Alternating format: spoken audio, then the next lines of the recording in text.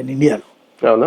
మనకు అవి ఏంటంటే సెల్ ఫోన్లు, విదేశీ బ్రాండ్. ఇప్పుడు ఆయిల్స్ అవి కొనాలన్నా అలాగే కదా కొంటాం. అది మనకి మన దేశంలో ఉత్పత్తి ఉంటది, చాలనప్పుడు కొంటాం వాళ్ళ దగ్గర. అంటే ఇప్పుడు మనం చైనా నుంచో లేదంటే దుబాయ్ కంట్రీస్ నుంచో మన దగ్గరే ఆయిల్ ఫామ్ ఉన్నాయి కదా, మన ఆయిలే మనం వాడతాం. చాలనప్పుడు విదేశాల నుంచి కొంటాం, చాలనప్పుడు. అందుకే కదా ఆయిల్ తక్కువ వాడండి అంటున్నాం. అదే మన దగ్గర ఆయిల్ ఫామ్లు అన్నీ ఏంటి మనయే కదా. శనక్కాయ గింజలు ఏంటి మన దగ్గరే కదా, వేరుశనగ గింజలు మన దగ్గరే కదా.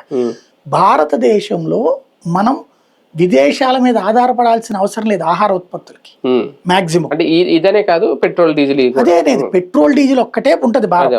అయితే అది ఎంతవరకు ఉంటది? ఇప్పుడు ఒక మధ్యతరగతోడికి నెలకు వచ్చేవాడికి 50 లీటర్లు, 50 పదులు 500 పడుతుంది. Should accept. దాని మీద ఇదివరకు 5 పునుగులు తినేవాళ్ళు 4 పునుగులు తింటాం, తప్పదు అది. కానీ భారీ కష్టం కాదు, మధ్యతరగతి ఎఫర్ట్ చేయగలుగుతుంది. కాబట్టి ఆ స్థాయి ఆదాయ వనరు పెరుగుతుంది అనేది డౌట్. కాబట్టి ఆ ఇబ్బంది ఉంటుంది, ఇబ్బంది లేదంటే అమాయకత్వం. కానీ ఏం చెయ్యాలి, ఆల్టర్నేటివ్ ఏంటి? మ్యాక్సిమం ఇప్పుడు పెట్రోలు పెరుగుతున్నది కాబట్టి 20 రూపాయలు కేంద్రం భరిస్తుంది, 20 రూపాయలు అది తగ్గించారు కదా వాళ్ళ ట్యాక్స్.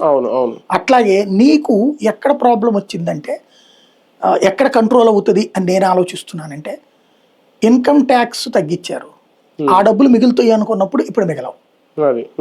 అలాగే జిఎస్టీ తగ్గించారు, ఆ డబ్బులు మిగులుతాయి అనుకున్నప్పుడు